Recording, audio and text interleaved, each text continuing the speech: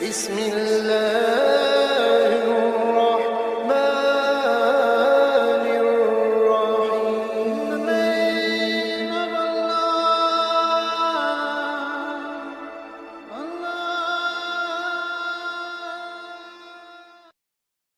الرحمن الرحیم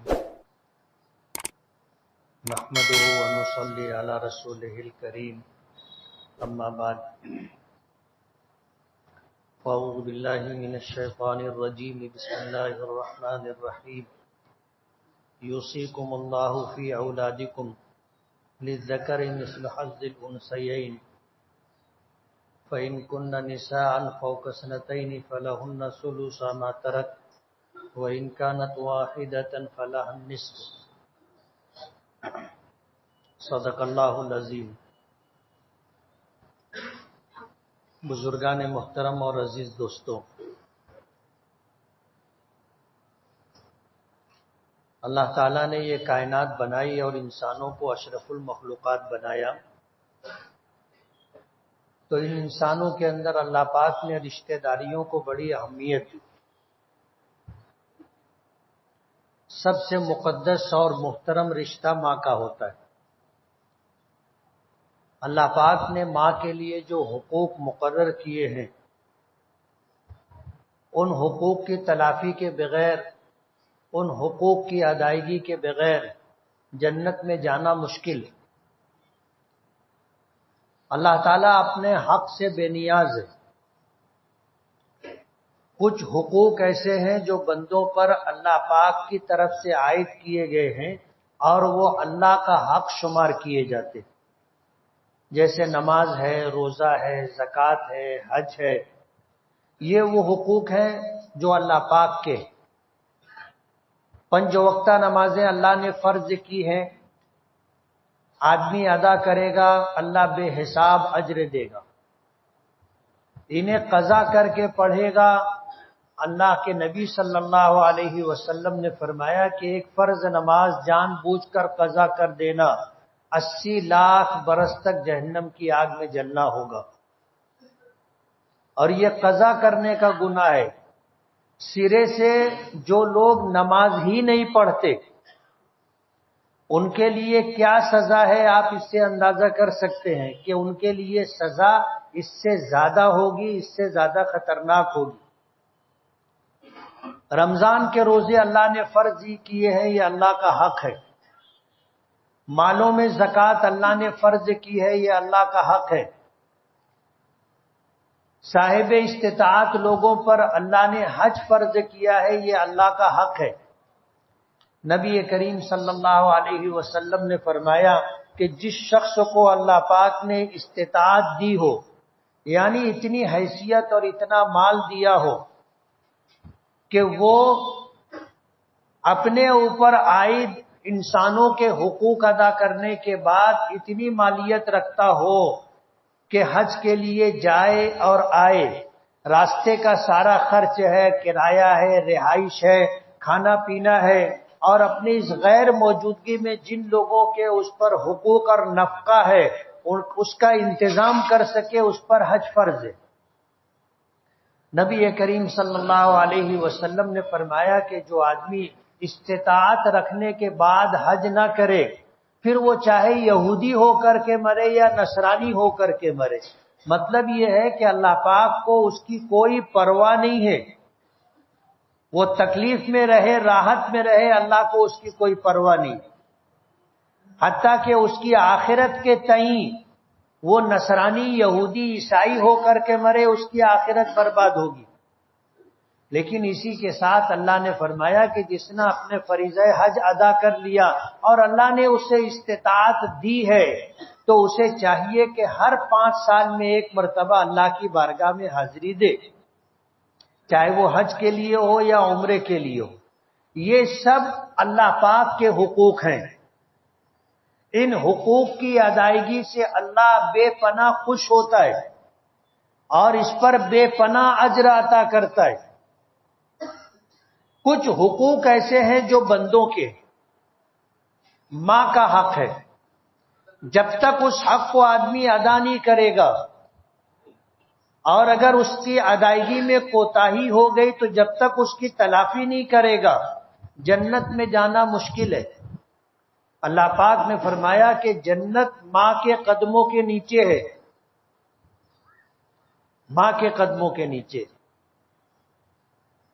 اور باپ کا رشتہ ظاہر بات ہے ماں کے مقابلے میں ہلکا حق ہے، لیکن باپ کے متعلق بھی اللہ پاک کا ارشاد ہے، اللہ کے نبی کا ارشاد ہے کہ جنت کے دروازوں میں سے ایک دروازہ تیرا باپ ہے، تو چاہے تو اس کو سلامت رکھ، چاہے تو اسے ضائع اور برباد کر دے۔ حضور نے فرمایا باپ کی رضا میں اللہ کی رضا ہے، باپ راضی ہوگا تو اللہ راضی رہے گا۔ ان رشتوں میں شفقت و محبت سے بھرپور رشتہ بیٹی کا ہوتا ہے، اور بیٹی کے متعلق آتا ہے کہ بیٹی ہمیشہ بیٹی رہتی ہے۔ ماں باپ کے تئیں اس کے دل میں جو ہمدردی اور خیرخواہی ہوتی ہے وہ ہمیشہ رہتی ہے، مرتے دم تک اس میں فرق نہیں آتا۔ اپنے گھر ہو تو ماں باپ کی فکر ہوتی ہے، اس کا نکاح کر کے رخصت کر دیا جائے، وہ اپنے شوہر کے ساتھ رہتی ہو، بیوی بچوں کے اپنے بچوں کے ساتھ رہتی ہو تو بھی اسے ماں باپ کی فکر رہتی ہے۔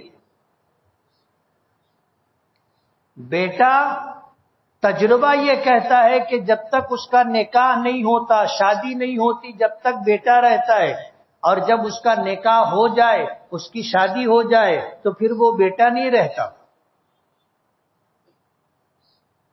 اسے ماں باپ کی ہمدردی اور خیرخواہی نہیں رہتی، وہ اپنے بیوی بچوں میں مست رہتا ہے۔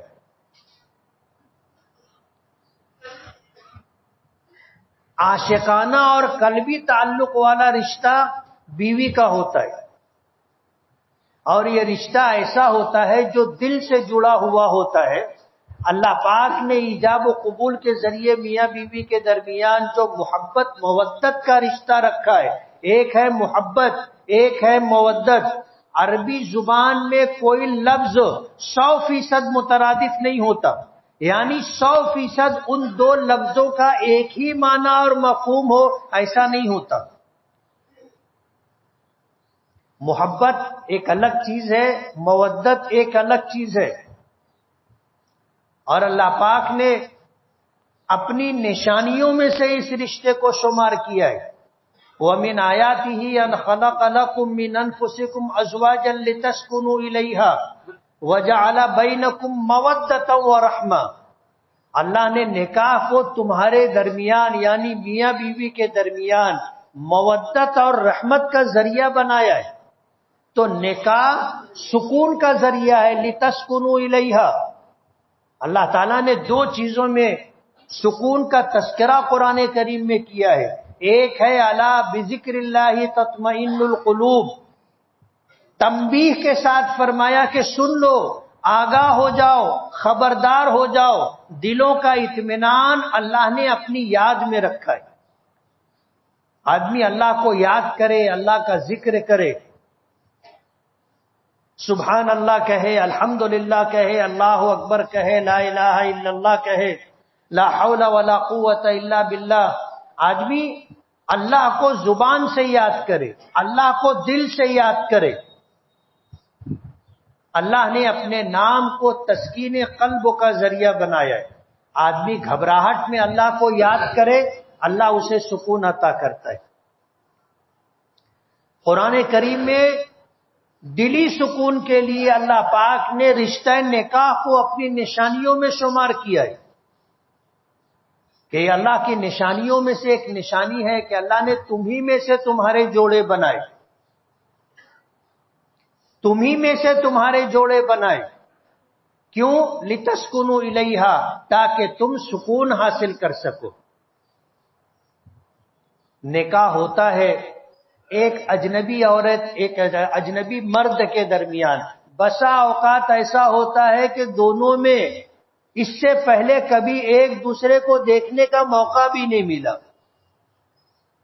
ایک دوسرے کا نام بھی نہیں سنا، ایک دوسرے کے تئیں کبھی کسی طرح کا کوئی تذکرہ بھی نہیں ہوا، لیکن اللہ نے جوڑا بنایا تھا اور ذریعہ اللہ بنا دیتا ہے، رشتہ ہو جاتا ہے، اور رشتہ ہو جانے کے بعد یہ جو رشتہ قائم ہوتا ہے یہ ایک ایسا رشتہ ہوتا ہے کہ یہ رشتہ بسا اوقات تمام رشتوں پر غالب آ جاتا ہے۔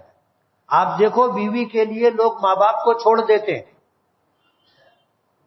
حالانکہ سوچا جائے کہ جس ماں اور جس باپ نے بچپن سے لے کر آج تک پالا پوسا، سارے ناز نخرے اٹھائے، ساری سختیاں تکلیفیں برداشت کی، اپنا سکون چین سب کچھ تج کر کے اولاد کی پرورش کی اور اپنی حیثیت کے مطابق اولاد کو ہر طرح کی راحت پہنچانے کی کوشش کی، ایسے قربانی دینے والے رشتوں پر بھی بیوی کی محبت غالب آ جاتی ہے۔ لوگ بسا اوقات بیوی کے لیے ماں کو چھوڑ دیتے، گھر سے نکال دیتے، ماں باپ کو چھوڑ دیتے، اپنا الگ رہنے کا انتظام کر لیتے اور پلٹ کر ماں باپ کو دیکھتے بھی نہیں۔